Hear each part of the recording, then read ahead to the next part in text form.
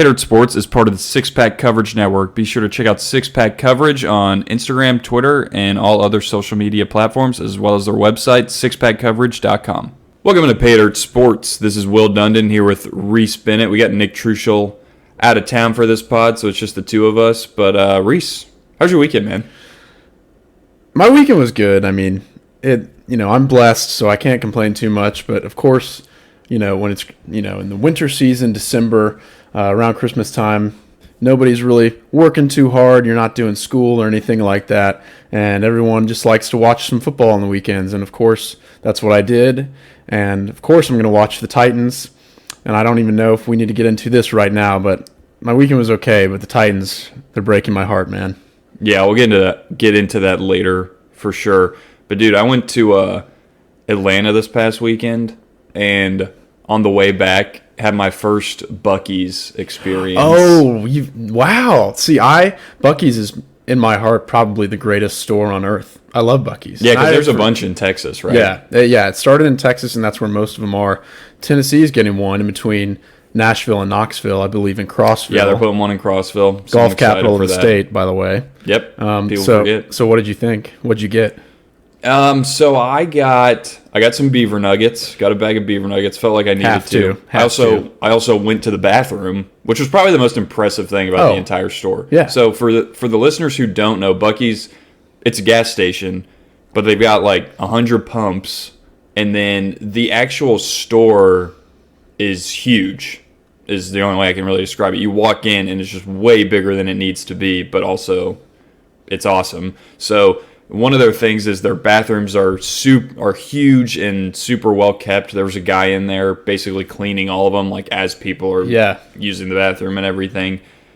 And then they have all their own kind of brands of snacks, whether it's, Madison, my wife, she got some saltwater taffy. I got the beaver nuggets. I got a brisket sandwich because I just was like, oh, it's so good. That's the other thing. They make chopped brisket. Mm-hmm. Oh. And they make a lot of their own food there. That's what there were people. I mean, the place was packed. Oh, oh my god! It was Saturday night at like 9 p.m. and it was packed inside there. And they had all kinds of different food. They have granite countertops and stuff. Oh my god! They have all like furniture type stuff. The clothes, you can literally buy almost anything at Buc-ee's. I've bought windshield wiper fluid there because I needed it. Now, granted, a lot of gas stations have that, but if you need to stop somewhere on a road trip or just to get regular gas or to even grab lunch or breakfast, Buc-ee's is the place to go. That's the thing. Even if you don't need gas, you just need a snack, some lunch. Hey, they'll hook you up there. I mean, they make their own fudge and candy. They have a massive jerky area where they. That's what I wish I would have gotten some jerky because I hear their own jerky's pretty world famous as well. Mm-hmm. You can get burritos and tacos and burgers and corn dogs, like literally anything. It's the most incredible store on the face of the planet. And you're right, they are always busy. It does not matter when. They're definitely about to they're putting one in Crossville. They're going to put Cookeville out of business, I think. Because if you drive from Nashville to Knoxville, Cookeville is kind of that oh, hey, we're almost to Cookeville. Yeah. We'll stop there. Mm-hmm. They got all the restaurants and stuff. You throw that Buc-ee's in Crossville, Crossville's the new Cookeville. Oh. I'm calling it right now. Yeah. If you're on a road trip from Nashville to Knoxville or just on I-40 in general, you are going to stop at Buc-ee's. Yes. They might have to put two there to hold all the business they're going to get.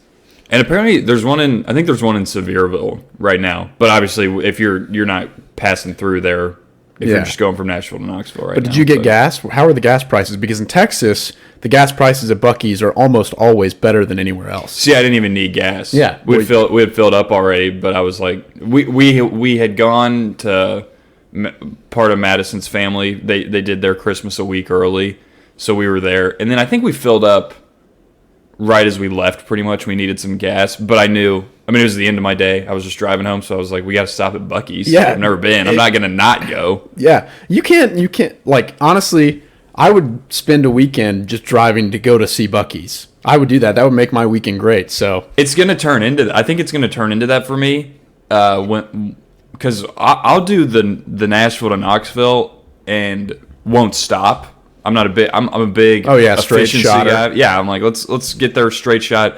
But now it's like there's a Buc-ee's in Crossville. I'm going to stop just to stop. I won't even need anything. I might not need gas, and I might not be that hungry, but I'm going to stop. Yeah, at Buc-ee's.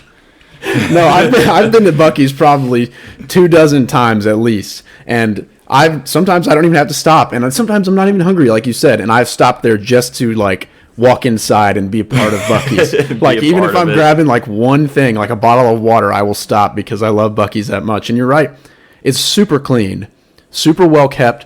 The shelves and everything, they're always fully stocked. Like I don't know if you went over the snack section, but it's like it's beautiful to look at because like every hook or whatever, it's always filled. Like the chips are always full. Like it's incredible, and they're so nice in there. Like they'll help you with anything, and oh my God, it's an incredible operation. Well, and it's so tempting because, like I said, they have their own brand of pretty much everything. Like I got the brisket sandwich. Madison got the taffy. But then you go over there and they have a whole wall of their own candy, of gummies and stuff. Oh my God. You want to get one of everything when you walk in there. And I think next time I go, I probably will. I'm just going to get one of everything. Well, you kind of get starstruck because there's so many options. You like don't know what to get. Like I've spent like 20 minutes walking around just trying to decide what I want. Exactly. That's what I went in there thinking, all right, I'm going to get some I knew I was going to get some beaver nuggets just because I had heard. And they were pretty good. I wouldn't say they were... I don't know. They weren't insane. I'm not a big beaver nuggets guy. I know people love them, but it was kind of like if you combined a corn pop and it's like a pirate's booty that's kettle corn flavor. Yes, kind of. Actually, that's the best way to describe it. I think if you ever had that, it's that texture, a little sticky, but kind of a pork rindish material. Yeah. Pirate's booty, like you said. It's a puff, I think. Yeah, it's a puff for sure. But and just the logo of Buc-ee's, like you might have to put this in our like weekly Instagram post. Like you might need to put the Buc-ee's logo. Oh, I will. I'll have to throw it in there. Well, and that's the other thing. And they have a statue of beaver outside. Yeah, they do. They do. They have a beaver outside, and people buy the merch. That's what's awesome about it. People I know. Everyone gets it you'll see it on people's Instagram or Snapchat stories. If they go to Buc-ee's, they'll let it be known. Yeah, the merch is incredible. I'm sure they had. Did they have Christmas merch? I'm sure they did. Yeah, a little bit. Because on Independence Day or anything like that, they have like 4th of July Buc-ee's flavor T-shirts or button-downs or whatever. It's all designed around the beaver and the holidays or whatever, summertime. But God, I love Buc-ee's. For all of our listeners who probably, a lot of you live in Tennessee, you got to go to Texas because, one, Texas is great. Or you can go to Georgia, Atlanta, whatever. You just got to go to Buc-ee's. And when you do, you'll see why. And I know a couple people that are like Buc-ee's haters are like, oh, it's just a big gas station. Well, no. You can keep hating, because you're stubborn and you just want to be the opposite of everybody else who loves it. That's fine. Hey, if you don't want to hit up Buc-ee's, more easier, for us. Less of a line for me. So good deal. Mm-hmm. I'll take that all day. And the great thing about it is, for us regular civilians, driving our cars and whatnot, they don't allow big trucks there, so it's not like a truck stop. It's a trucks. Or is that how it is in Atlanta? Yeah. So I was going to say that's what's funny is I was pulling in and right across the street was a Love's, and Love's is kind of the upper echelon of gas stations, and I'm thinking, man, how is Love's staying in business with a Buc-ee's right across the street? But that's what I'm sure all the truckers go to Love's across the street. Yeah, and a lot of people let their dogs out and play around at Buc-ee's too. I think they're a dog-friendly place. Well, and for the people who still can't picture it necessarily, the size of this place, there's an entrance on like 3 different sides and a full parking lot. Oh, not just the gas pumps, like a full parking lot. I mean, it's almost like I don't even know. It's probably 3/4 the size of your normal Target, and it's a gas station. Yeah, maybe. Yeah, kind of like that. 3/4. Yeah, no, I think I agree with that. Because I was going to say, I was trying to describe it to someone at work today she's from New York, so she doesn't get the hype. Or I don't even think she knew what Buc-ee's was. Mm-hmm. Well, they don't even have gas stations up there, right, really. Exactly. Nobody drives a car. She goes, oh, that's kind of like Wawa up in New York. And I was like, no. I was like, not the same. I was like, you're just comparing it to a gas station. Like, this is a gas station on steroids. Oh my God, it's beautiful. I mean, it probably wouldn't be cost effective, but you could probably do your grocery shopping at Buc-ee's if you wanted to. No, you could. You totally could. And I bet people do. Yeah. Because that's what people were parked in the parking lot, just going inside. Yeah. So, And in the summer when we in Texas would, go to the river or like go on a weekend trip, we would like stock up on beers and, ice or whatever you need from Buc-ee's because they have everything. yeah. God, it's great. We'll get into, what would be awesome is if one of these college guys got an NIL deal with Buc-ee's. Now that would be a deal and a half. Yeah. I would do that because I would just like want to have my face and my merch in a Buc-ee's. Can you imagine how much merch you could move if you're a big time college player at Buc-ee's? They would push it in Buc-ee's. Oh yeah. They would throw Like imagine if Hendon Hooker had merch at Buc-ee's in Crossville. He would probably be a multimillionaire. That is something to look into. Dang.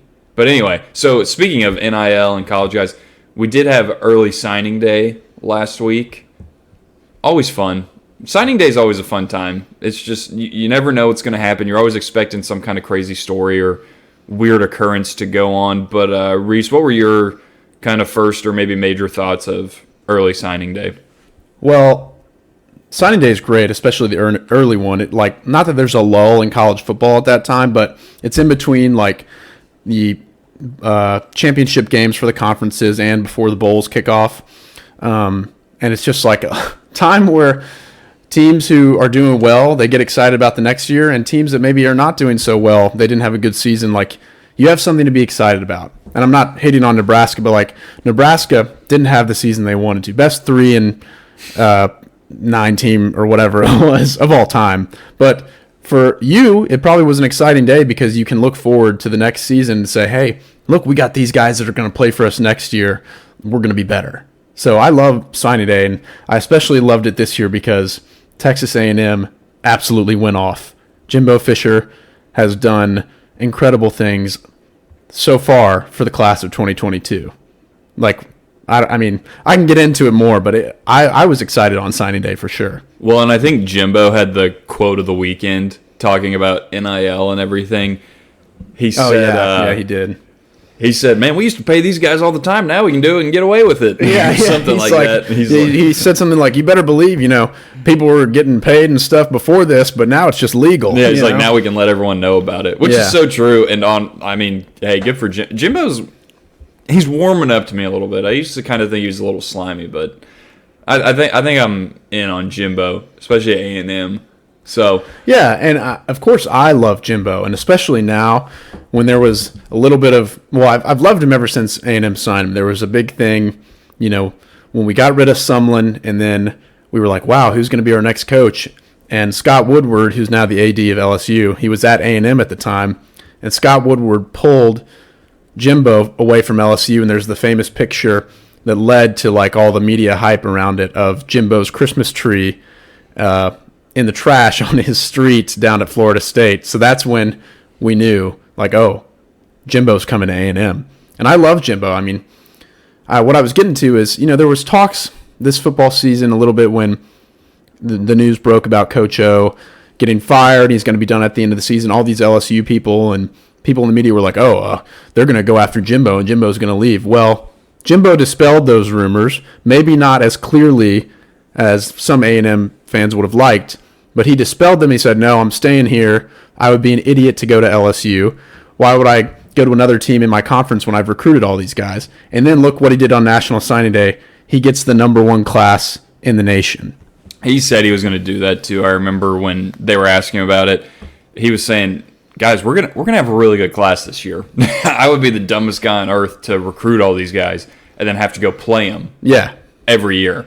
But so I'm looking at the rankings right now, just kind of the 2022, obviously, this is 24/7 sports rankings. And kind of top four, nothing super surprising. You got A&M, Bama, Georgia, Ohio State. Then number 5 comes in. You got Texas. Yeah. Obviously. Well, and I'm sure they have one 5-star, and I assume that's Quinn Ewers, right? The transfer? Or do you think that No, I don't think that counts him. Oh, okay. Let's see. No, no, they do. Okay, so they've got a guy. The one 5-star they have is a offensive tackle. Yeah. Kelvin Banks. He's a 5-star. But so, kind of someone who sneaks in there. Penn State's coming in at 6, Notre Dame 7, North Carolina at 8. Yeah. Something to 2 5-stars going to North Carolina. Yeah. That's just a weird I mean, hey, don't expect it. Mac Brown was a good recruiter when he was down in Austin. But then how about this? So, I mean, obviously SEC. So top 3 spots go to the SEC with A&M, Bama, Georgia.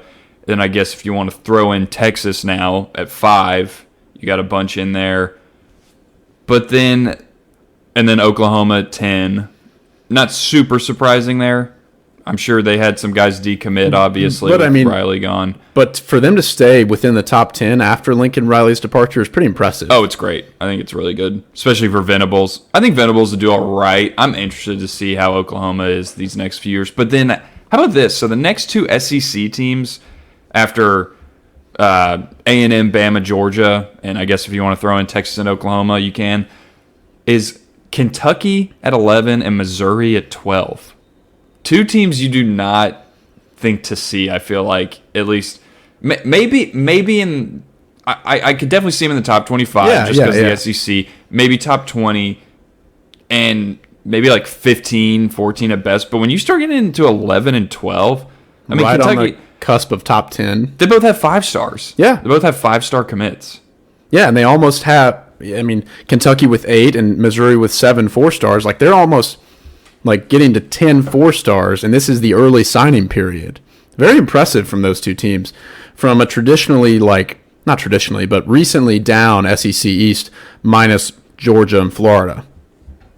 Yeah, and it's crazy to scroll through these and really count out all the SEC teams because right after Kentucky and Missouri, you have Auburn.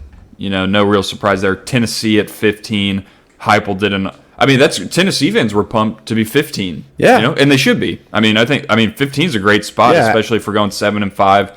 After Head all coach had his first year. After all the turmoil, you know, I'll go back to Derek Dooley, and then you had the Butch Jones, which they got hot for a while and didn't work, and then the Jeremy Pruitt mess, and then for them to have a pretty good season this year and then bounce all the way up to 15 in the recruiting rankings is really good. Right, and then here comes LSU at 19, Arkansas 20. South Carolina 21, 23 Mississippi State, 25 Ole Miss. I mean, it's up and down. Everyone's in there. And even Ole Miss at 25 is nothing to shake your head at because, you know, you got Lane Kiffin there. He's not only... A little shocking, though. I would have expected them to be higher. I would have expected a little higher, but I think sometimes you have to take into account a lot of these schools, at least like Ole Miss, like you have schools like Bama, A&M, Georgia are going to get the 5 stars, high 4 stars, and it's going to be guys they want. Once you start going down the rankings a little bit, you find teams like Ole Miss and Tennessee not only are chasing stars at that point, but also finding guys that they like that fit their system. That might end up being a lot of 3-star guys and maybe even a 2-star every now and then, you know. So... Well, I just looked at Ole Miss, for example. Ole Miss already has 2 transfers they're getting too. One from Carolina and one from the other team. I just had it pulled up. But a lot of those teams who may not be, you know, top 10, they're going to get some transfers from other schools because with the transfer portal, it's pretty easy to do that. So, yeah, they have a transfer from Auburn and a transfer from South Carolina going to Ole Miss. Well, and something else to take into account as well, with the transfer rules and with the COVID year happening and everything. So, like Nebraska, for instance, didn't do great, regardless of how you spin it. However, they did move up like 30 spots since a few weeks ago. Well, that's big, even though they might not be where you would like them to be. Moving up 30 is good. Right. But so they didn't have even 20 scholarships to give out this year, you know. So because of they had guys transfer in, and they're planning on having, you know, more guys transfer in, as well as now you have guys coming back for 6 years due to COVID and everything. So I don't know. Obviously, I mean, A&M had 27 commits, so that's pretty normal. Bama 24, Georgia 26, but then Ohio State comes in with only 18. I think the days of everyone getting 25 to 30 commits might be kind of on the way out, especially just with guys being able to transfer. Well, and you know, you can make money at any place. Yeah. So you're not just going to go to like the best teams in the, you know, Power 5. If you're a guy who, you know, well, I guess Cincinnati's going to move to a different conference within the Power 5, but say if you're a guy who's an Ohio guy, but you're not going to play immediately at Ohio State or whatever, go to Cincinnati and you can make money there, even though it's not a traditional powerhouse. Right. And then we saw, obviously, Dabo had some comments on this. Man, I think he's just having a hard time adjusting. I don't think his seat is hot, but I think he thinks it's hot. Really? Well, I think he's just a little nervous because he didn't have the success that he usually has. Yeah, I think he's probably and people nervous. Are making fun of him. I think I don't know. I think all this stuff isn't going his way, and he talked about that, guys getting paid and everything, guys being able to transfer whenever they want. He said something like, the education is the last thing on anyone's mind now. But yeah, I think he's getting worried because he doesn't want all this stuff, and now he's having to adjust to it regardless of what he prefers. So, well, yeah, and remind me since when did Clemson become a top tier academic school? I mean, yeah, exactly. No shade on them, but I don't know. He's just kind of I don't know. I'm not gonna say he's putting his foot in his mouth, but he might be a little salty. And I think I don't think guys have been going to Clemson for the past 10 years for the education. Well, in some of these quotes he's had, especially this past year, people have quoted him back and forth from years before, kind of double talking, kind of going back on what he said earlier. Because I don't know, is Clemson going to me, if he has that hard of a time adjusting to everything and really doesn't like it that much, are they going to be able to keep competing with all these guys? Because look at Saban. Saban's adjusting. He's fine with it. He's doing whatever. Jimbo's adjusting. All these guys, they're fine with it, and they're going to keep it rolling and keep winning. So yeah, I mean, if you're a top tier program, you would hope that the program itself can be progressive with the new rules and going into the new decade of college football. So Dabo better catch up and stop complaining if he wants to keep his job and his success. Also, an interesting thing, down at number 70 in the rankings, USC. So obviously, new head coach Lincoln Riley, but USC is ranked number 70 right now. And after first signing day, they have 7 commits total. 2 of them are 5 stars. That's the thing. 2 of them are 4 stars. But still, 7 is very low. Now, I'll be interested to see in between now and the next signing day, who does Lincoln Riley flip or who does he grab that's still unsigned? USC's got to make a little bit of moves if they want to, have a shot at winning the Pac-12 next year. Now, obviously, it's quick, but, we'll see. Also, how many transfers do they get? Because you would think a lot of guys will want to transfer over there now, even from Oklahoma alone. They have 1 right now. A formerly 3-star defensive lineman, Earl Barquette, transferred from TCU. So they have 1 right now.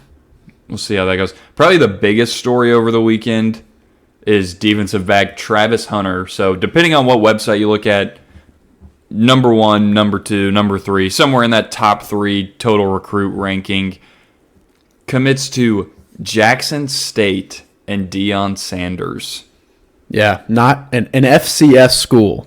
Yeah, not even a major D1. It is a HBCU, historically black college, so there's that. However, I was hearing I was listening to, I think it was Keyshawn, J. Will, and Max, and they were talking about how at least Keyshawn was. He was talking about how amazing of a job Deion did recruiting this guy and everything. And yeah, he did a good job, right? He got him there.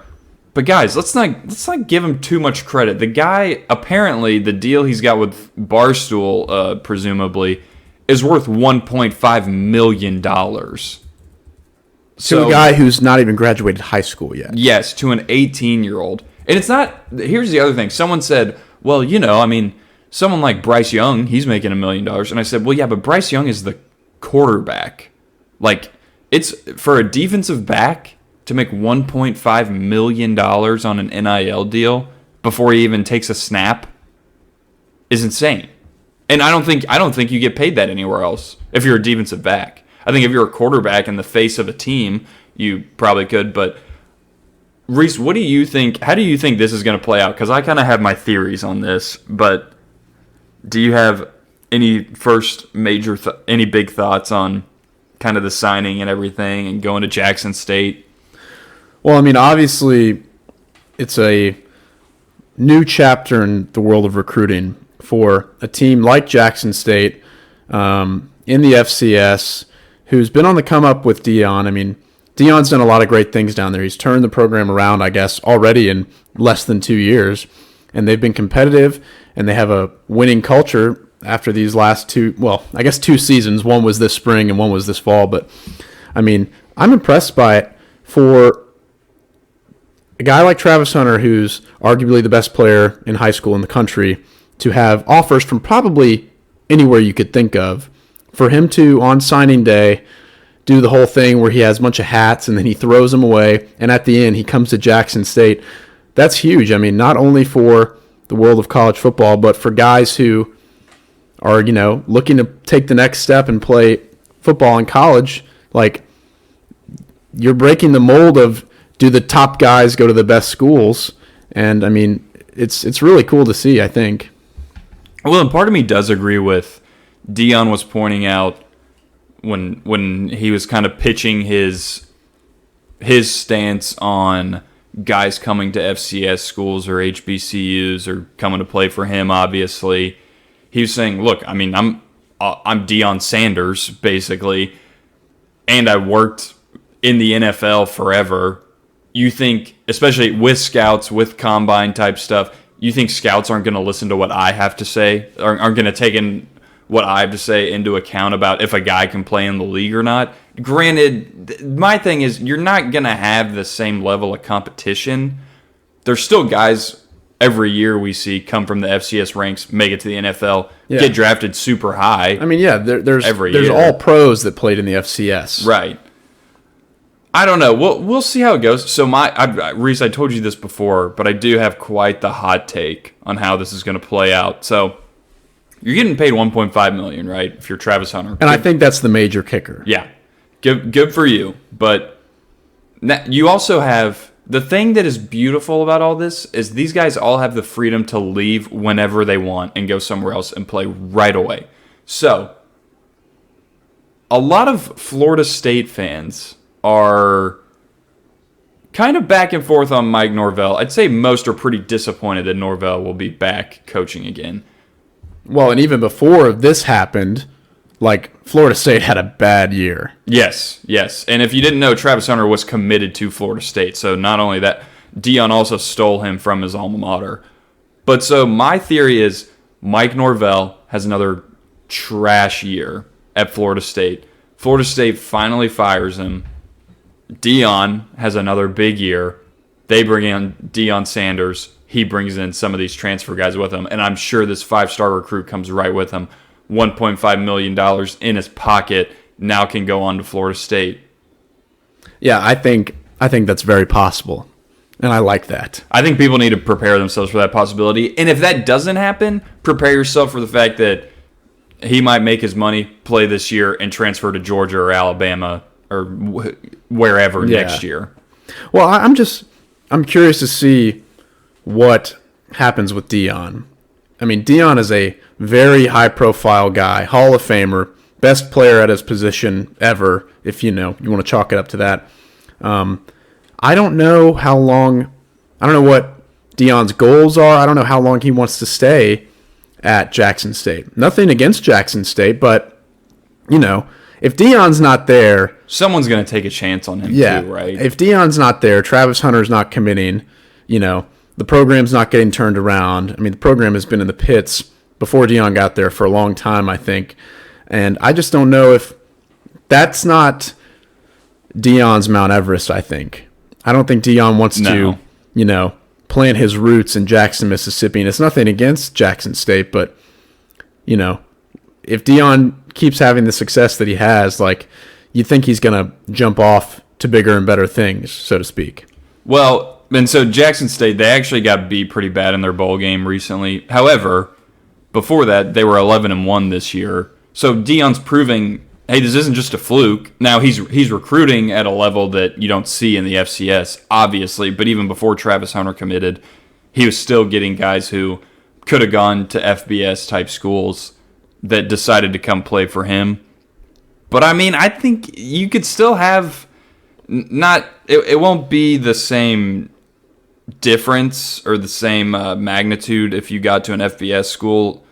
The gap won't be as wide, but you're still going to get a lot of high-level players that would rather come play for you simply because you're Deion Sanders. Yeah. And obviously the money is probably the biggest part of it, but I think Deion deserves a lot of credit because he is that dude. I listened to an interview with him where they asked him, so, when you're talking to the parents or whatever, like they were just asking him, how did you do this? How did you get the number one guy in the country to come play for you at a school that's not traditionally, the big time program? He said, when you're talking to parents, they want to know a couple things.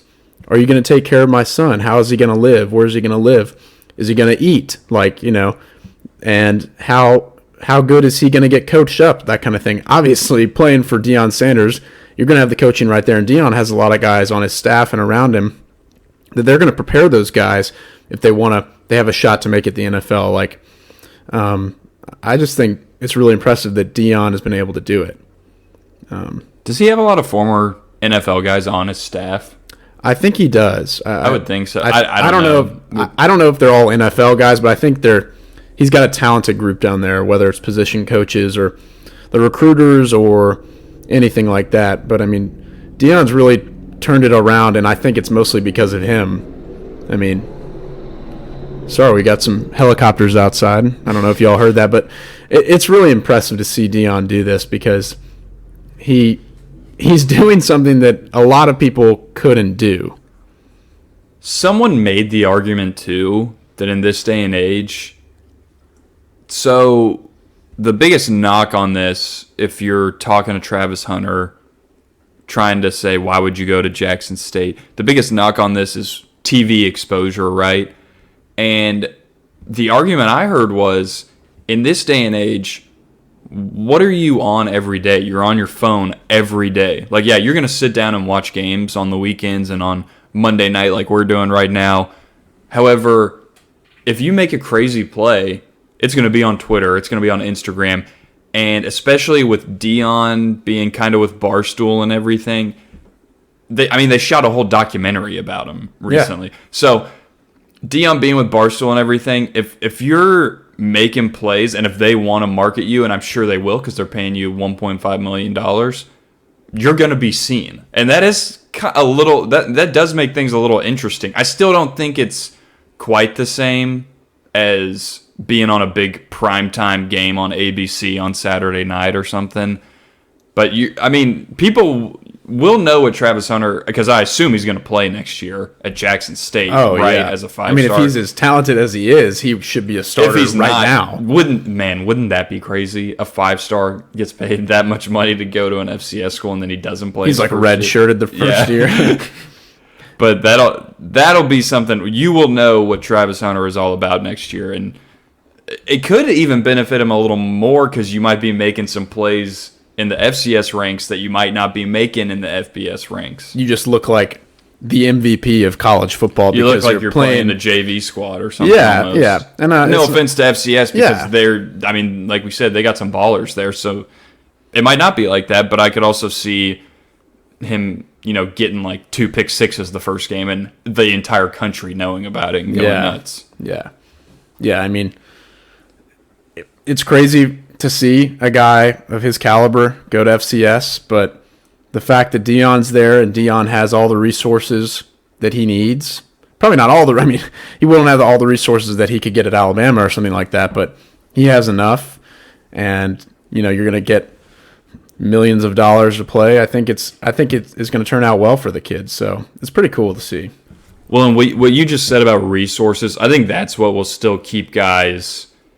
There's not going to be a huge tidal wave of guys going to FCS and HBCU because my thing was, this guy's going to be sitting in the training room or whatever and look on his Snapchat or his Instagram and see his buddies from high school who were playing at Georgia and Alabama sitting in their freaking lounges and hot tubs and everything. I think that's what'll still separate it. Like, you want to go to a school with the facilities, with the tradition. There's still going to be a a lot bigger pull to these traditional powerhouses. I don't think you're going to see a huge massacre of guys start going to FCS, even with the money, because I think there's still the opportunity to make money at the bigger level. Yeah, I mean, Jackson, Mississippi is not the most desirable place you can play. It's not like a Knoxville or a Tuscaloosa or an Athens or a Norman, Oklahoma. I mean, it's Jackson, Mississippi. Now, obviously, they have a very historic culture and something that those people from that area are very proud of, but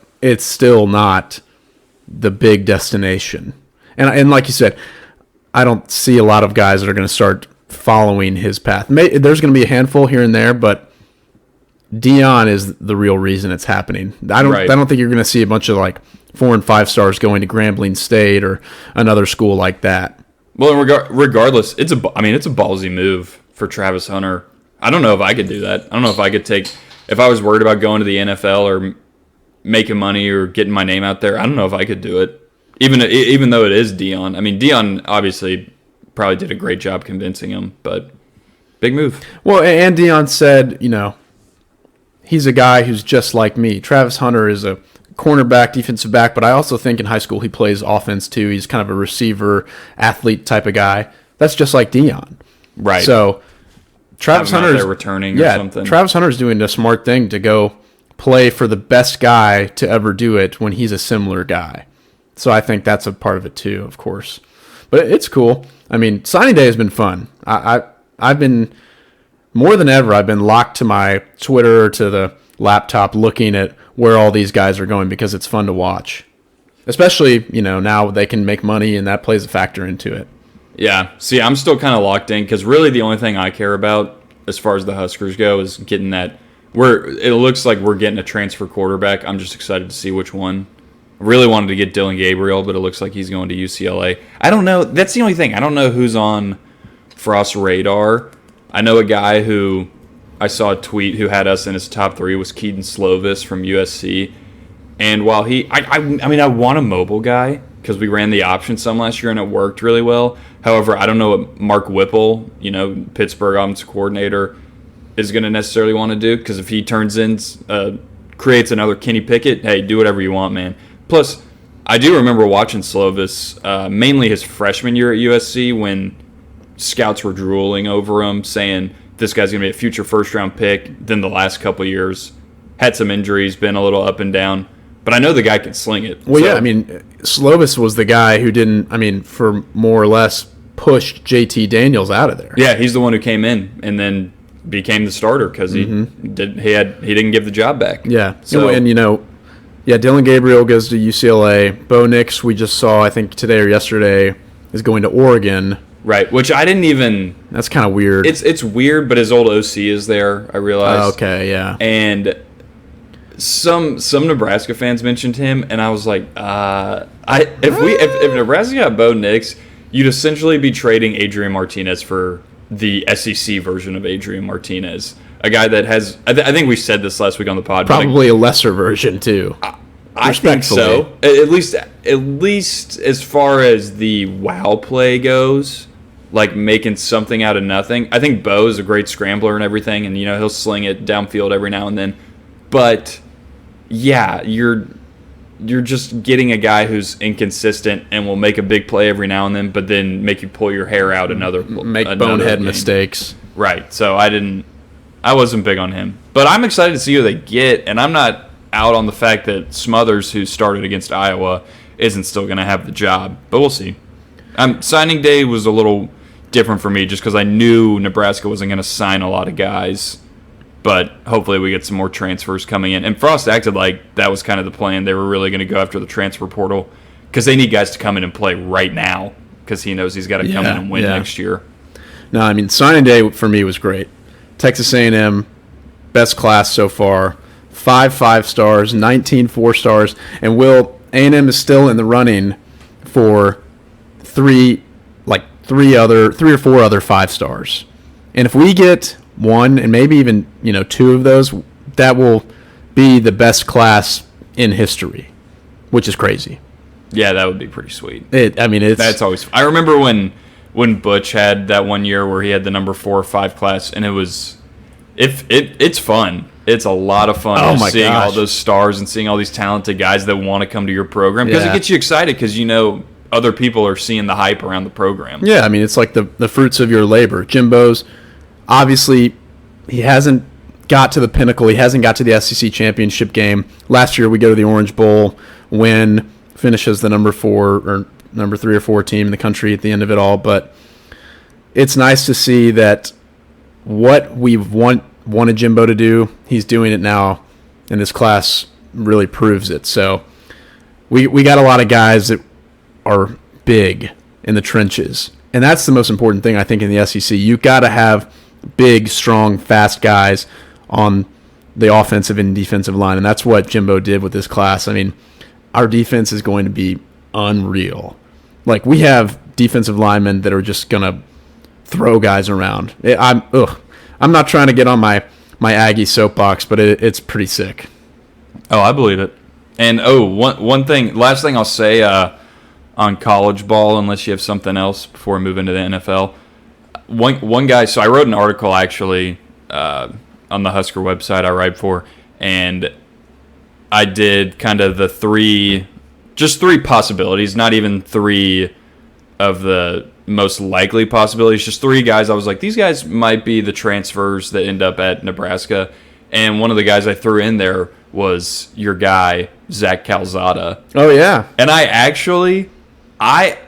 Cuban missile, baby. From what I saw from him this year, I would not be opposed to him coming to Nebraska and playing. Because I think he's got, I mean, you obviously know, the guy can be inaccurate at times, but the guy throws heat. Oh at my the same gosh. time. The guy's got a heck of an arm. And I'm thinking a guy like Mark Whipple, who's just coached Kenny Pickett, you never know. He might be able to mold him into, because he was he a freshman, sophomore?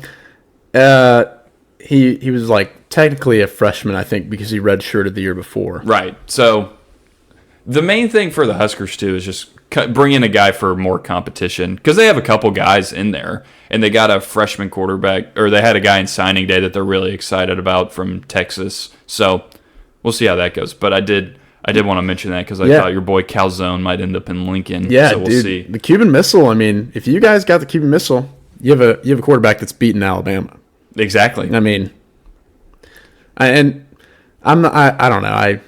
I'm not bummed out that Calzada's leaving. I'm not bummed out. I'm happy. Right. I'm happy for him. He's going to get the opportunity that he wants wherever he goes, so that's good for him. I think he's a good guy, and obviously he will live on forever in lore of A&M beating Alabama this season. So it'd be great to see him go to Nebraska. I think that would be good for him. Just the thought of being able to sling it around a little bit is pretty appealing to me, because Nebraska doesn't really do that, but I wouldn't be opposed to seeing it happen as long as it works.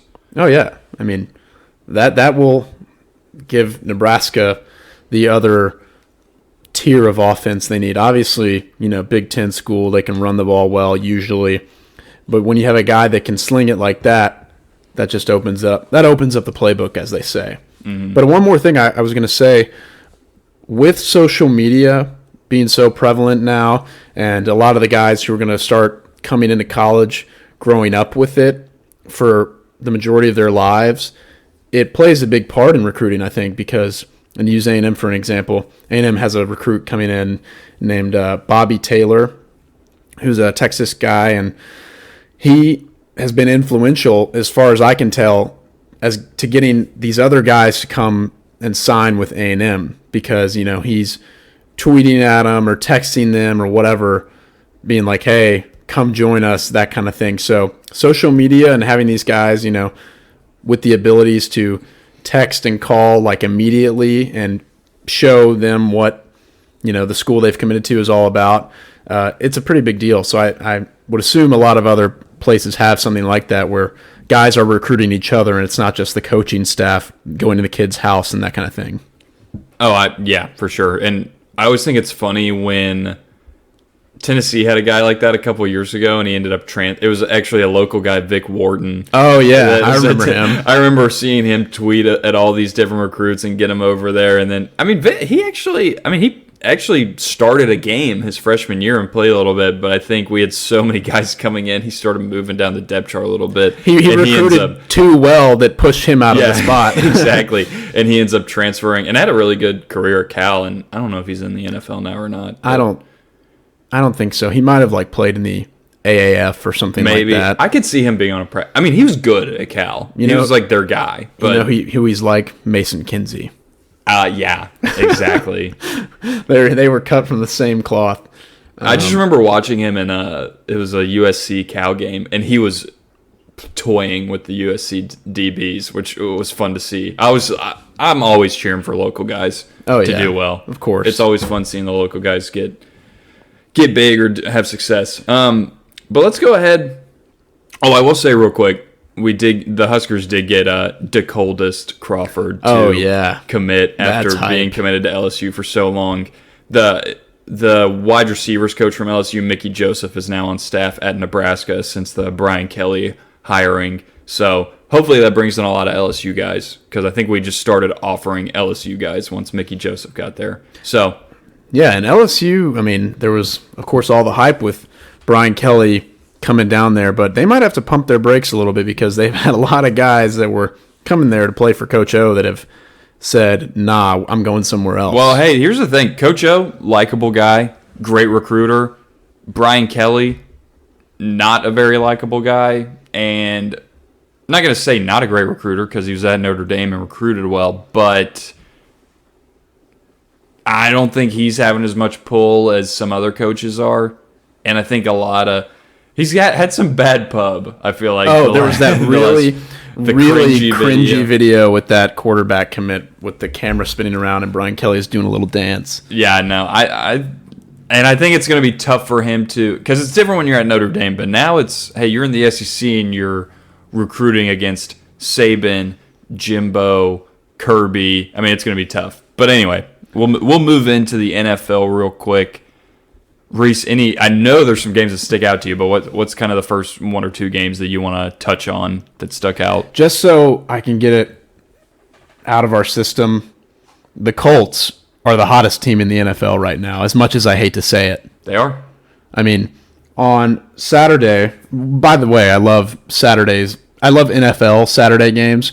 It's just so nice when, college football is not really popping off that the NFL can play on Saturday. It gives you something to watch.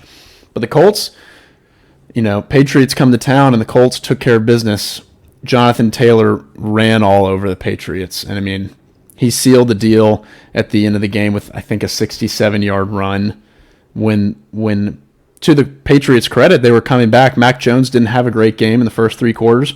And in the fourth quarter, he started to have some flashes and showed some signs of life, and the Patriots were coming back, but it didn't end up happening that way. The Colts are 8-6 right now, and they took down the Patriots on Saturday 27-17. So that was a good game, and it's, a pivotal game as far as the AFC playoff picture goes at this moment in time. Yeah, no, I agree. And we saw that too, and we were thinking, oh, maybe the Titans can get the number one seed, but obviously that didn't happen. However, another team who I put up there as one of the hottest teams in the NFL, Kansas City Chiefs. Because what did they start? I think they started 2-4. And I think they won. They haven't lost since the Titans beat them. Right. And so I'm trying to remember, but there was, it was weeks ago or months ago that I said on this pod, I was like, all right, Chiefs are back. And it was very early, but I was thinking, you know what, they are. They look like the Chiefs again, and they've done it. They won 8 games in a row, which sucks for the Titans because they're going to be that dangerous Kansas City team again. Hopefully someone takes them out. And as of right now, the AFC Championship runs through Kansas City. Yes. Yeah. And Arrowhead is a tough place to play in January December and January. We also had a couple huge upsets this week. The first one I'll talk about, Detroit just beats the brakes off of Arizona 30-12. Arizona has kind of started becoming the anomaly a little bit for me in the NFL. They started off so hot. They're so talented. They have all these weapons. But not even just this game, but the past few weeks, you've seen them just kind of not look like the best team at times because, well, they lost to the Rams last week, correct? Mm-hmm. And then I remember watching them lose against the Packers. They don't look like an elite team to me. And for a long time, they were perceived as maybe the number one team in the NFL. Yeah, I mean, their record would say so, even though now they're 10-4. The Cardinals are doing that thing that they did last year where they start off hot and then they just like fall apart at the end of the year. And they're starting to fall apart slowly. So, I mean, they've had some good wins. They beat the Titans week 1. They beat the Rams in the first game against them. They beat the Niners, and the Niners are pretty good. And they beat the Niners twice, so that's big as far as NFC West goes. But other than that, they've kind of just beat up on several bad teams. So I don't know if the Cardinals are going to be able to do it this year. You know, they lost J.J. Watt. DeAndre Hopkins is out for the year. I'm not feeling so hot about Cardinals now, and I don't think Cliff Kingsbury is a good coach. I don't know. He's got to win something, right? Because if you're just kind of the pretty team that comes through the regular season and puts up some highlight plays and big games every now and then, you got to at least you got to at least get to like a conference championship or Super Bowl, obviously. But I think he's pretty good. If nothing else, if it doesn't work out in Arizona, I think he could be an offensive coordinator in the NFL forever. But I don't know. Yeah. Well, the Cardinals have a tough stretch coming up here to finish off the season. They play the Colts, the Cowboys, and then they play the Seahawks for the last game of the season. And the Seahawks, I feel like they always just have weird games against. The Seahawks are going to try and put a nail in a coffin for the Cardinals. I mean, Cardinals are probably going to make the playoffs, of course, but the Seahawks are going to want to, not be season ruiners, but they're going to try and give the Cardinals grief because I don't think the Seahawks are making the playoffs this year, but the Cardinals have a tough 3 weeks to finish out the season. If they want to stay at the top of the NFC, they've got to win at least 2 of these games. And the Cowboys have been playing well. The Colts are the hottest team, in my opinion. So it's pretty tough sledding if you're the Cardinals right now, especially without DeAndre Hopkins. And I think Kyler Murray's a little banged up. Right. I truly can't remember a year. I feel like this year is the most wide open year in recent memory for me. Yeah. I don't think you can point to anyone. It was a week or two ago, people were saying you had basically probably most people would say the Packers or the Bucs. They would throw in Brady in them. Bucs just got shut out 9-0 or whatever it was to the Saints. Now, a story us as Titans fans know pretty well. Tom Brady, without his top 2 receivers and starting running back, looks like it's not too easy to score a lot of points with those guys out. But still, that's what I'm saying. I mean, the Bucs are not even, heads and shoulders above everyone. I mean, getting shut out, Tom Brady getting shut out. What was I think you sent me the stat maybe. I mean, it's been 15 years or something. Yeah, I'll pull it up. Crazy number. Yeah, so Tom Brady, that was the first time he's been shut out since week 15 in 2006. And here's a couple things that were happening on December 10th in 2006 when he got last shut out. By the way, I saw they pulled it up on the game. I think he'd had like something 255 games or something without being shut out, which is like the second or third longest streak ever. But anyways, Tom Brady hasn't been shut out since 2006. And in 2006, Tom Brady was 29 years old, and no current active defensive player in the NFL was playing in the NFL at that time. And Drew Brees was in his first year with the Saints. That's crazy. The fact that you hear no current active defensive player was in the league. Yeah, not even guys who were like older who you would think of, like Ndamukong Suh or I don't know, he wasn't even close. Joe Hayden. Yeah. Like they weren't in the NFL. Sue wasn't even in the league for like 3 or 4 more years. But what's also funny about that is you said Tom Brady was 29 when that happened, which is for a lot of guys. I mean, you're on the tail end of it. You're on the end of your prime at that point. Like it used to be if you were 33 and playing quarterback, you were old, Because, I mean, that's a 10, 11-year career, so... But, yeah, that's another crazy Brady stat for sure. But, yeah, like I said, I think the league is wide open this year. Yeah, I mean, absolutely. Even the teams you think are good, like the Cardinals and like the Bucs, like, they take bad losses. One thing I will agree with our buddy Swaff on is he likes to always talk about, the great quarterbacks being able to carry their teams in the playoffs. And I do agree to that to an extent because I feel like guys like Rodgers and Brady and Mahomes are going to be able to – that's what's going to kind of make the difference coming up this year, at least in these playoffs. But like we said, I mean, it's anyone's ball game. You get to the playoffs, all you need is one game. You just got to have one great game and it changes everything. Yeah, I mean, and credit to the Bucs defense played a really good game. I mean, held them to single digits, yeah, right? No touchdowns. So the Bucs defense played well, but it's the same story as the Titans. When your offense can't score, I mean, you're behind the eight ball there. Yeah, let's talk about it. We want to get into the Titans-Steelers game. Yeah, but I will say congratulations to the Lions because they put a beat down on the Cardinals. Oh yeah, we didn't give them enough credit. That's their second win, I think, right? Yeah. Yeah, it is. Second win. Congrats to the Lions. Second win in like 3 weeks. Yeah, or maybe 2 weeks. Congrats to Dan Campbell. Jared Goff had a great game. 21 for 26 for 216 yards and 3 touchdowns. So I'm happy for the Lions. You gotta love Dan Campbell. Oh yeah, easy team to like, easy team to cheer for now. I hope they kind of get things rolling. Maybe steal a couple on their way out. Yeah, and before we get into Titans, former Titan Josh Reynolds seems to have had a shot of new life into him in Detroit. Yeah, his thing, kind of what I was hearing. The rumor was he kind of didn't have the right. I don't know if work ethic is the right word or maybe mentality. I don't know. I think he likes playing football and he's out there to have fun kind of thing. I don't know if he necessarily has the killer instinct that I think a lot of the other guys do.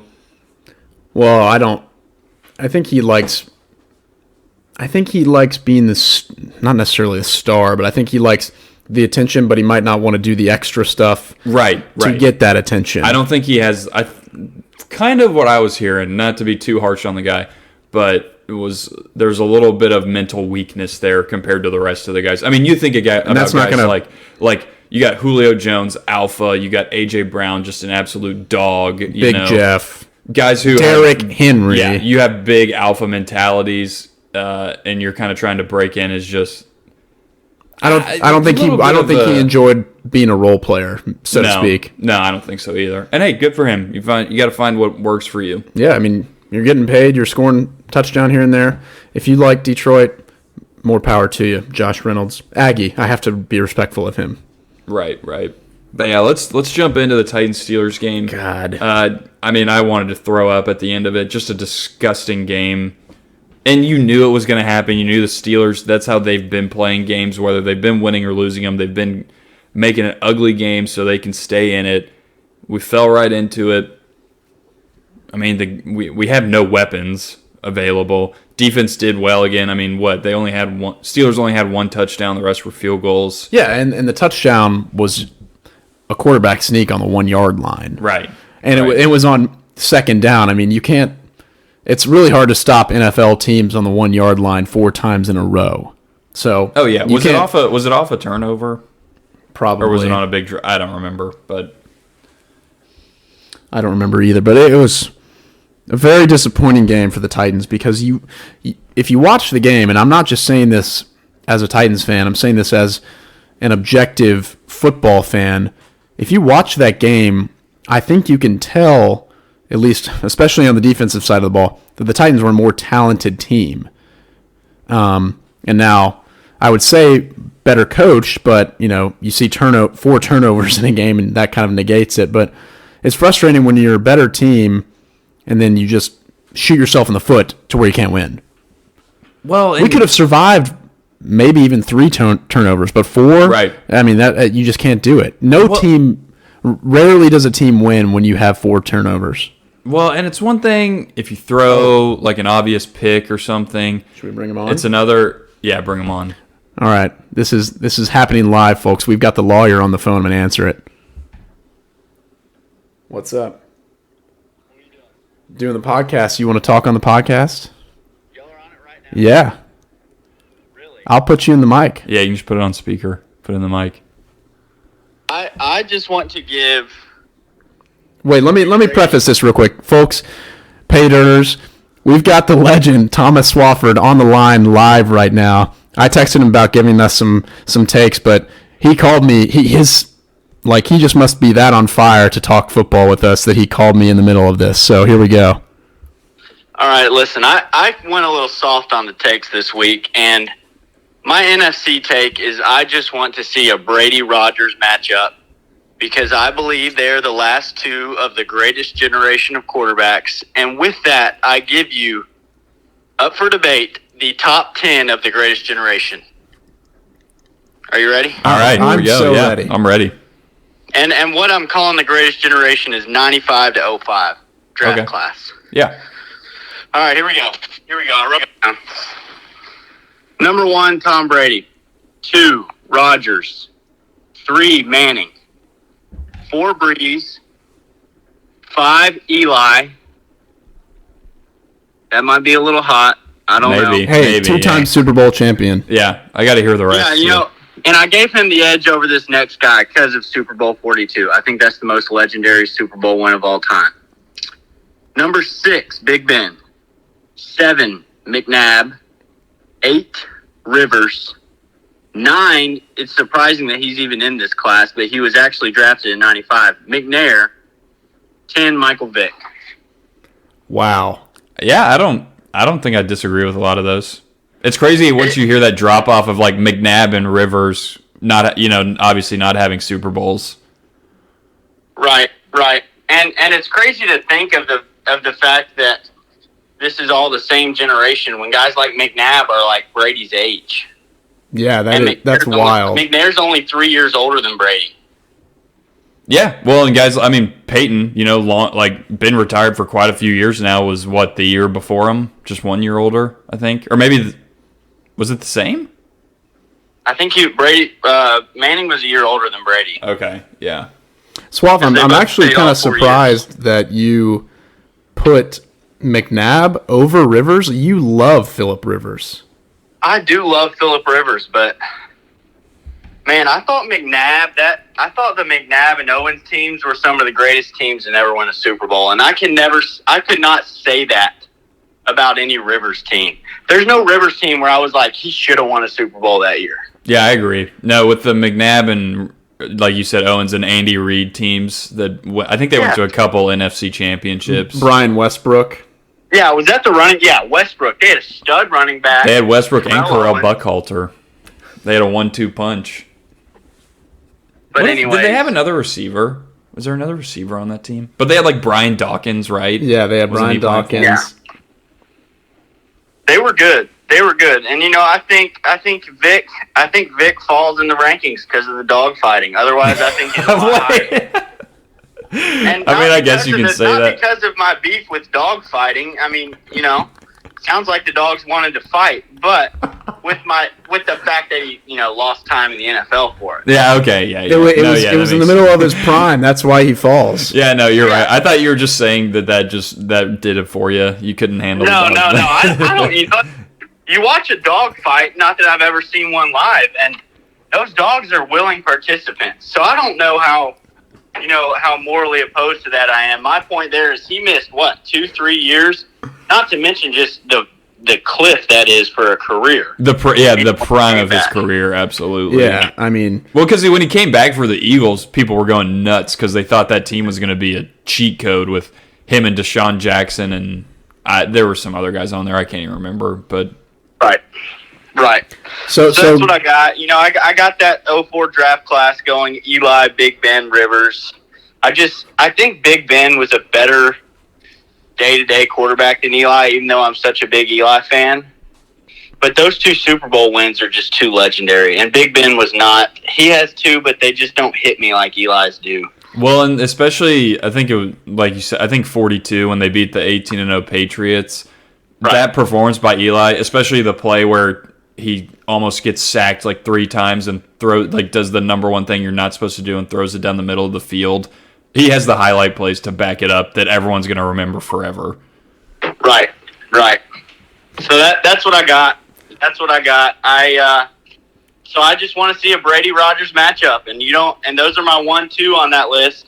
And have we ever seen them in a Super Bowl against each other? I think this would be really the first big matchup between those two, Well, they played last year in the NFC Championship.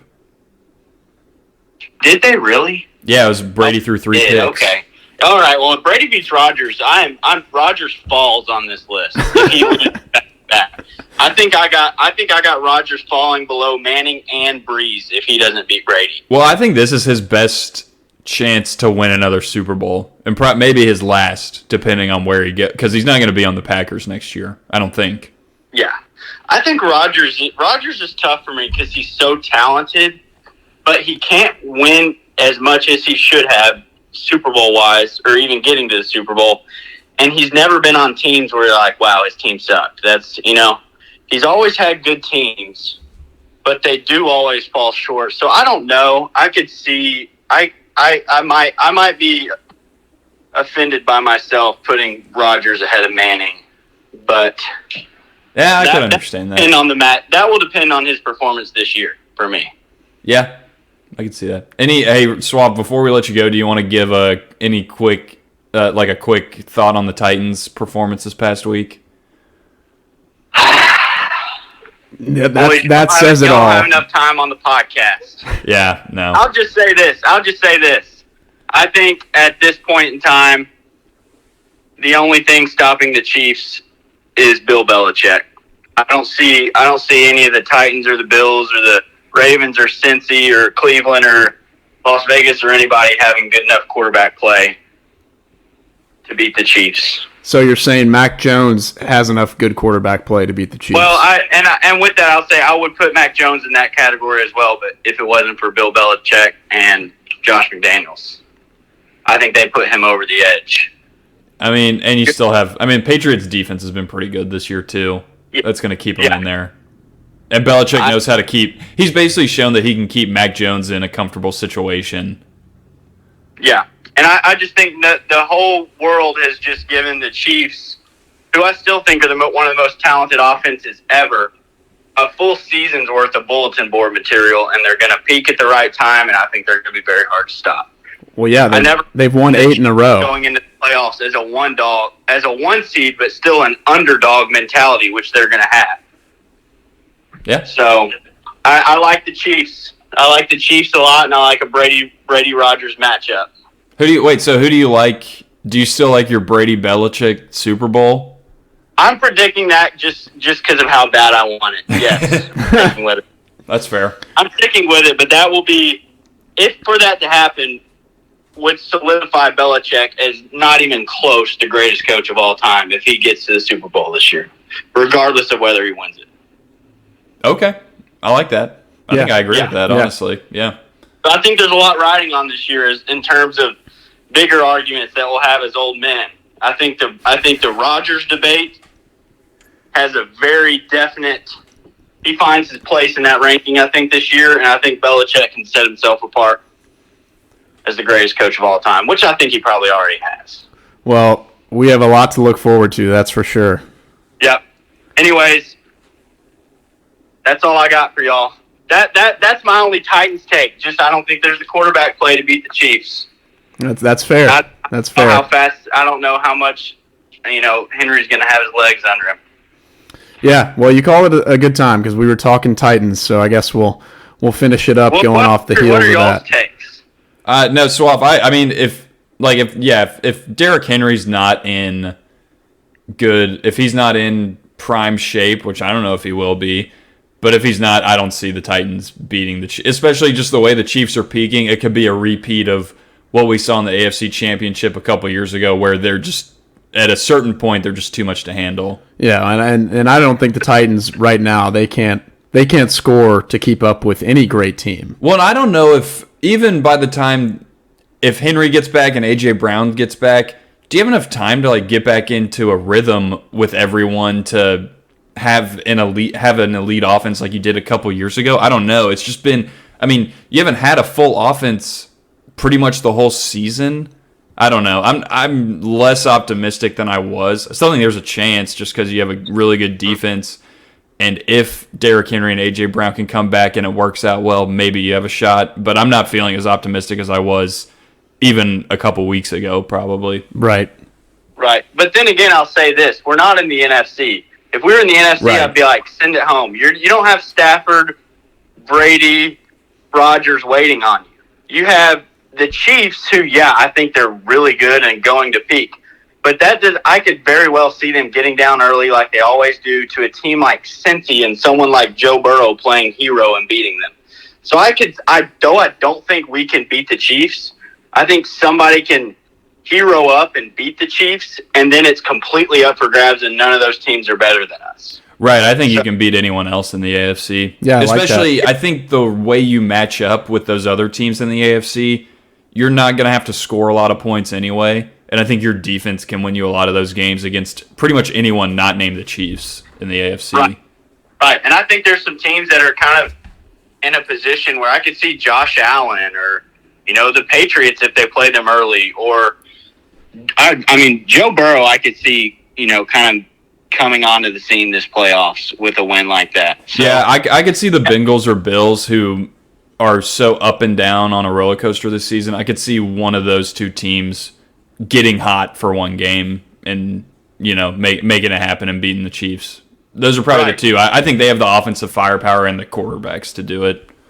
Yeah, and the Chiefs have got down early in games and come back. I don't think you're really going to come back against teams with those kind of high-powered quarterbacks. So if they get down early again, I could see an upset of the Chiefs. And then that opens the door, I think, for a Titans run. So that's all I got, folks. I love it. Thank you, Swaff. Absolutely. Is Trushel not there tonight? No, it's Christmas time for the Trushel family. Oh, I got you.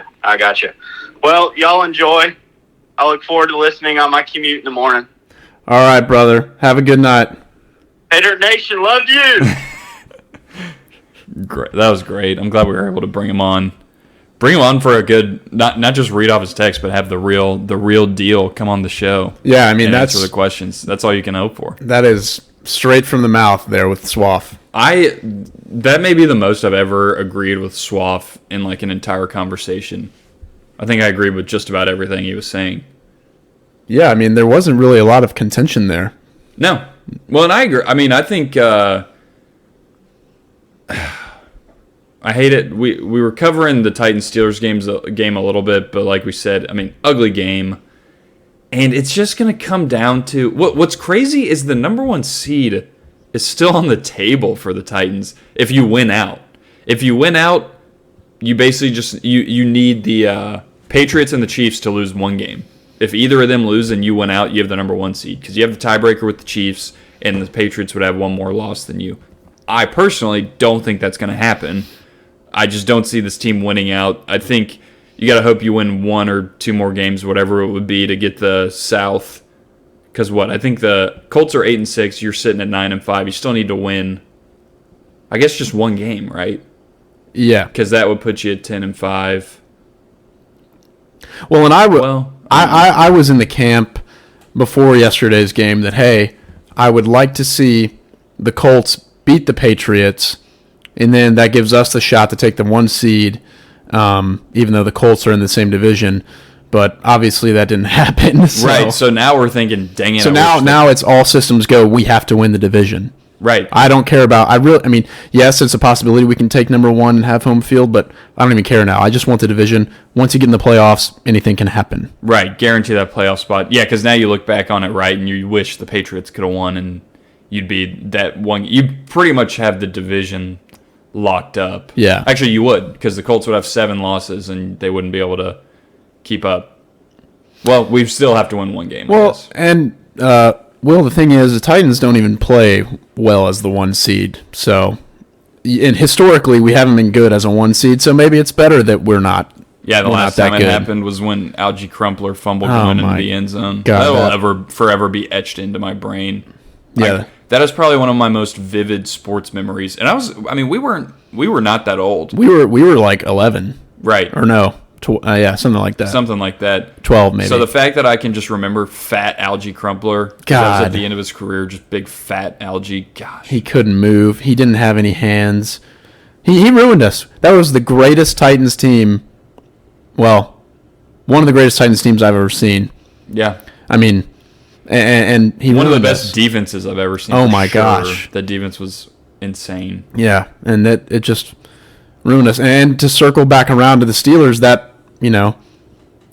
the Titans have not. The Steelers have had our number for a long time, and it started, Will, if you remember, in 2008 when we beat them, and Javon Kearse blew his nose into the terrible towel, and Keith Bullock stomped on it along with Lindale White. And ever since then, we just cannot overcome the Steelers. And I was thinking about that too. They kind of had our number recently, and I don't like it because they're not that good. No, I don't either. They're an old AFC Central rival, I believe, and they just keep taking care of us, and it's very painful.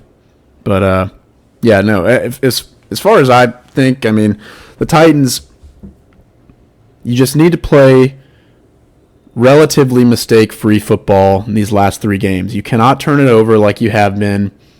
And if we get Derrick Henry back, we have a shot. But you cannot have Ryan Tannehill throwing the ball 32 times to no-name wide receivers without Derrick Henry and try to win the game, especially when you turn the ball over. I mean, they truly do. For everyone bashing Tannehill, I get it. But, I mean, the guy is truly throwing to practice squad guys out there. And, I mean, we've seen it. A guy like Reece McMath, who I think has a lot of upside and maybe isn't necessarily a practice squad guy because he was a draft pick. I mean, that play he had where he just flails the ball up in the air, Ferks or fumble. I mean, fumbles bother me more than anything because they're so – I mean, it's just you not taking care of the football. Like, I get an obvious pick or something, but at least you maybe thought you saw something or got confused by the coverage. You get the ball knocked out, you get the ball knocked out. There's nothing other than you just weren't holding the ball tight enough. So fumbles bother me so much. And what we had 3, I guess, including the fumbled snap between Tannehill. Oh, my gosh. That's another one. And it's like, Tannehill even said, he's like, I mean, I don't know how many snaps I've taken from Ben Jones since in the last 3 years, but that was literally the first time we've ever fumbled. Like, a kind of just a fluke thing, but you can't afford to have it. Well, you can watch I bet you could watch an entire NFL season for the most part and never see that happen. Yeah. And never see a fumbled snap from under center. That does not happen. It doesn't happen in the NFL. Right. Like, I mean, that stuff like it may just be one of those years, we're really hopeful coming off of, Derrick Henry's 2,000-yard season last year, and we get Julio and AJ's there. Like, we're really hopeful, but it may just be one of those seasons where the ball doesn't bounce your way. And, on top of having the most injured team in history, you can't win like that. Right. I mean, all that matters, get to the playoffs. Yeah.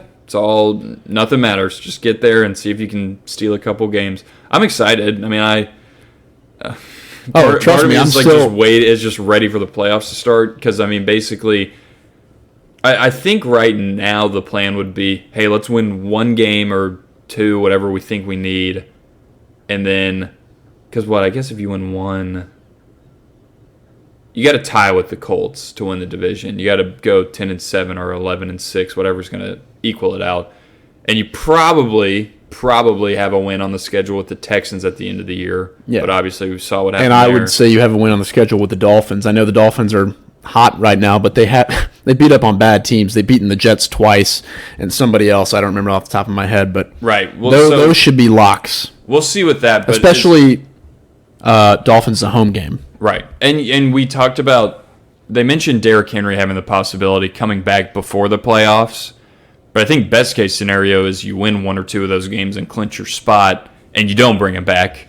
Especially, you do not want to bring him back too early. Give him plenty of time to rest, and hopefully can come back for whatever that first playoff game is. Yeah, and honestly, it's good that the Titans play on Thursday night against the 49ers at home. It's good that we have this game. It's a quick turnaround. Like, those guys have no time to think and dwell on yesterday's loss. Like, you don't have time to think about the woulda, coulda, shouldas from the Pittsburgh game. You have to start focusing immediately, and I'm sure they already have, probably on the flight home yesterday, on the 49ers. The 49ers were in a tough matchup yesterday, sort of, against the Falcons. They ended up winning 31-13, but the 49ers have to prepare just as fast as we do, and they have to fly all the way across the country to come play on Thursday night. So that makes a big difference. It does make a big difference. The travel on a Thursday night game, big deal. So it's good for the Titans, I think, to have a quick turnaround game like this. And then I'm hopeful. I think we'll win. And then, you get extra time to prepare for the Dolphins, over a week. It's like a little mini bye you get that weekend. But I think we match up well with the 49ers because our defense is so stout. I think they're going to give Jimmy Garoppolo fits. The 49ers like to run the ball. Well, guess what? As last time I checked, we had the second best run defense in the league. It might even be the best now after this past weekend when the Steelers could not run the ball whatsoever. Right. They run their offense through Debo, so the key's just stopping him. Right. And Zach Cunningham, welcome to the party. He was flying around. Yeah, he led the team in tackles. Yeah, good for him. That's a big pickup. A.J. Brown is maybe going to play. See, and I'm at the point, do I even want A.J. Brown coming That's back? the thing. If you think you have a shot without him, don't play him. I don't want anyone getting seriously hurt right before the playoffs. Well, neither do I, but you might need him. We just need him to play. But the thing is, I that's agree. Normally what I would say is yes, but judging by the past 4 games, we don't have a shot to do that. In case you've forgotten, we've lost 3 of the last 4. There's a bye week in there too, but being 1-3 in 4 games is not good. So you got to play better. You can't turn the ball over. The defense has to carry the team as of right now. God, if we had Derrick Henry, dude, totally different story. There's 2 or 3 more wins that you can just throw on there. You don't have Deontay Foreman and Dontrell Hilliard fumbles. Right. Which, in credit to Foreman, he actually had a pretty good game. He had that big 4th down conversion when he was basically limping. Yeah. So good for him. No, he had a great game. He's been playing well. I like him as the backup. I do too. Yeah, exactly. Like him as the backup and maybe Hilliard in like a weird kind of 3rd down role every now and then. But with McNichols kind of back. Did he even... He played. But the Titans, they've been doing weird stuff. They've been running too many screen plays. It's predictable. Their play calling is weird.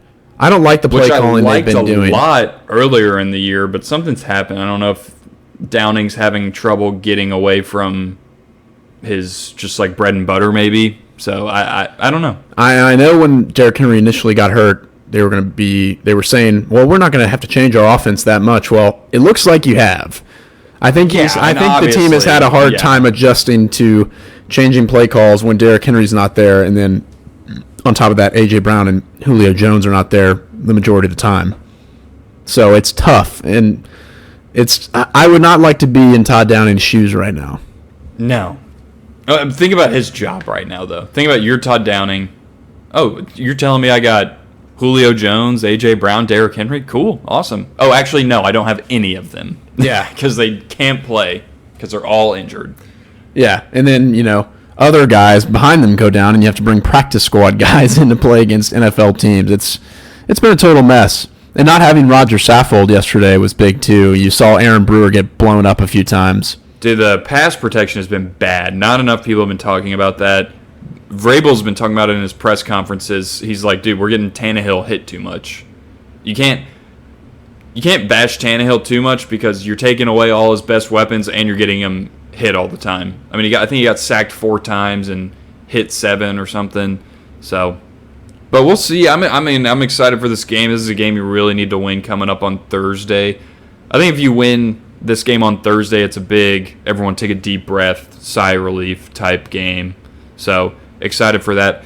And also this week, a lot of football this week because we got a Tuesday night game because the football team and whoever else they're playing had to reschedule, so they're playing Tuesday night. Well, we also have Rams Seahawks tomorrow. Oh, is that it? Okay. Maybe that's the one I'm thinking. 2 games tomorrow. 2 games tomorrow. Well, we have football team and Eagles and then Rams Seahawks. Awesome. Both taking place at 6 p.m. That's weird. Yeah, it is weird. You have to have double screens. Yeah. And then we got a little Bears-Vikings if you're into the tonight bowl games, too. If you're into the bowl games, we got a few kind of lower level bowl games this week. on our way up to Christmas. Reece, let's finish it out with a little Christmas segment.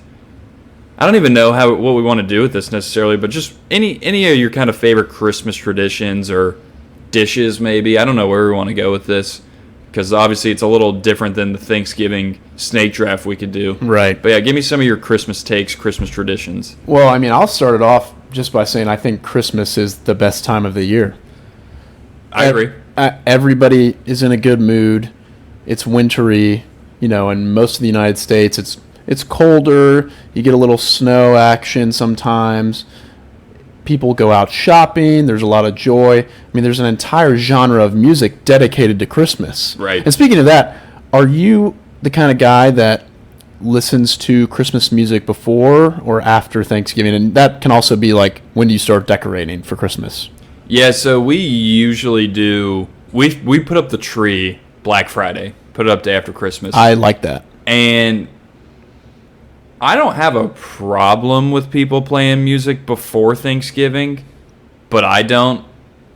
Just because I'm just not there yet. I don't feel like it's because this past week I was like, holy crap, Christmas is a week away. So I have to be like, oh hey, it's Christmas time, and I definitely just don't feel that really until December, at least until I start decorating on Black Friday for sure. Yeah, no, I'm in the same camp with that, and I like Christmas. There's a lot of good movies. People just are overall in a better mood around Christmas, and I think sports are better around Christmas because obviously we're big football guys. This is crunch time for college and the NFL, and on top of having your family around, the joy of the Christmas season, you get great football. So I love it.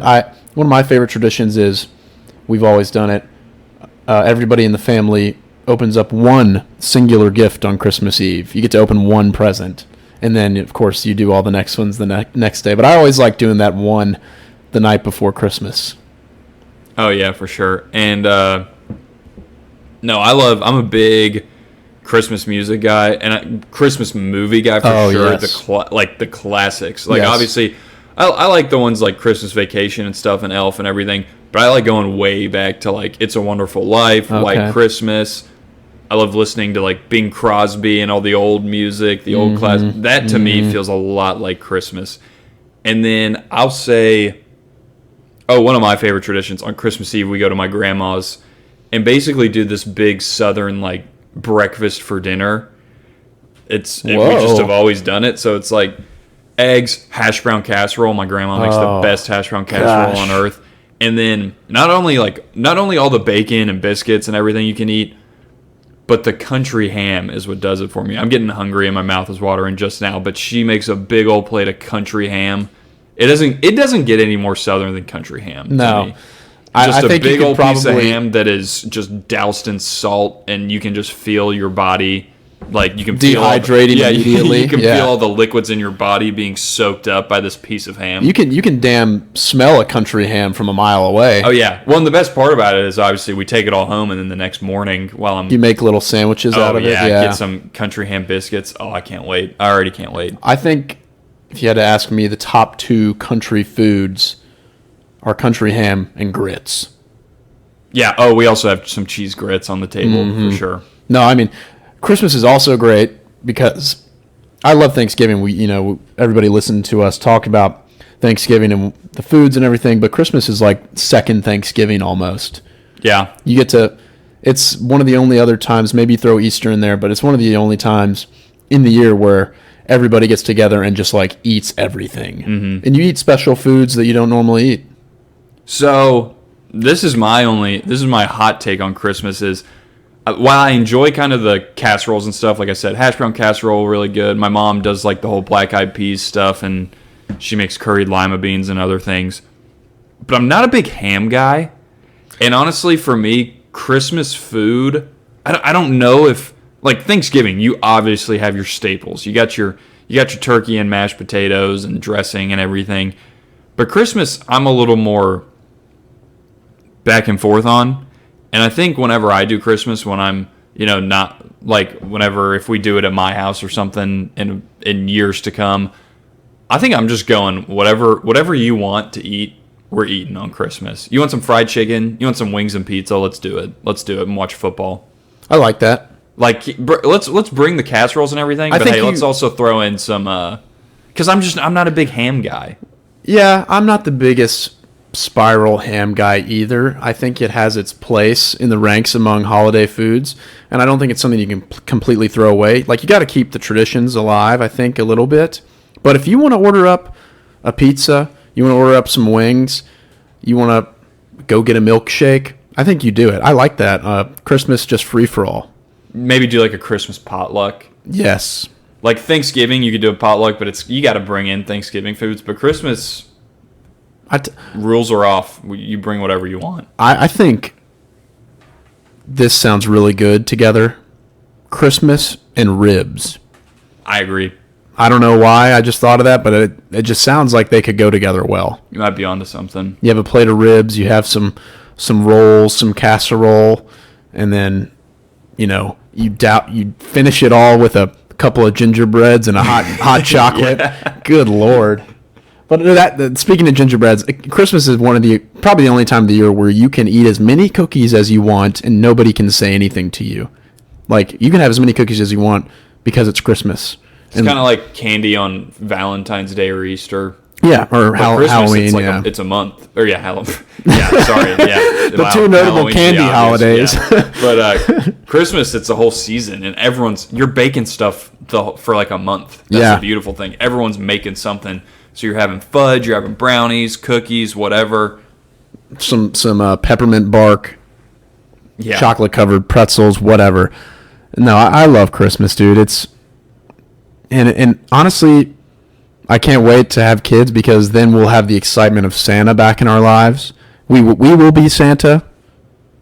Hopefully we don't have any children listeners that, are still riding the Santa train. But Santa is a big part of Christmas, and, you kind of have this lull in your teens and 20s and 30s where you don't really have the excitement and the magic of Santa Claus. So I'm excited to get a little bit older and then have Santa Claus back in the picture. That's what I was going to say. So I think once I got to high school, I mean, obviously I didn't believe in Santa anymore, but I think once I got to high school, Christmas lost a little magic for me. But I enjoy the whole, obviously the reason for the season, enjoy celebrating the life of Christ. I enjoy getting family and everything together. But one thing I've heard from some friends I have that are a few years older that have kids and everything, they always talk about how everything about Christmas being so fun when you were a kid, whenever you have kids, is all fun again. Oh, because the excitement and everything is there, the keeping everything under wraps and surprises and whatnot. And yeah, they did tell me, some people have told me how they do, obviously they say some gifts are from Santa, but if they get their kids like some huge gift or something, they'll be like, no, that's from mom and dad. You need to know that. You need to know it's from mom and dad. I like that.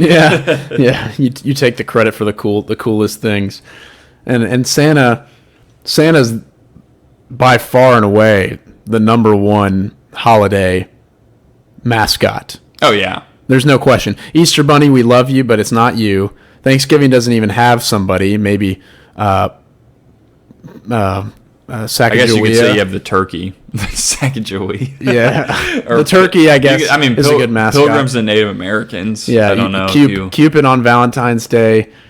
Well, the Easter Bunny, yeah. The United States, for me, on Independence Day is up there, too. But Santa is, if you're doing a mascot draft for holidays, Santa's got to be the number one. Santa's pick. Number one. He's number one. He has little to no flaws in his game. So I love it. I love Christmas, and I'm excited to get a little bit older because I think my appreciation of the entire season will come back a little more. And also, I love, that you talk about the season of giving. It feels really good to get a gift for someone you love, and you put a lot of thought into it. You wrap it or whatever, and then you get to see their excitement of opening it and like you giving something to somebody, and I really like that too. Yeah, I agree. And the Titans need to give us a playoff berth. That would be nice. That would be the best present. All right, guys. Well, thanks again for a great week. We appreciate all of y'all listening. Be sure to check us out. Remember, We are a six-pack coverage. We are part of the Six-Pack Coverage Network, so be sure to check them out. Guys, thanks again for listening. Be sure to check us out, Paydirt Sports on Instagram, Paydirt_sports on Twitter, paydirtsports.blog for our website. Articles, podcasts, everything you need to know will be on there.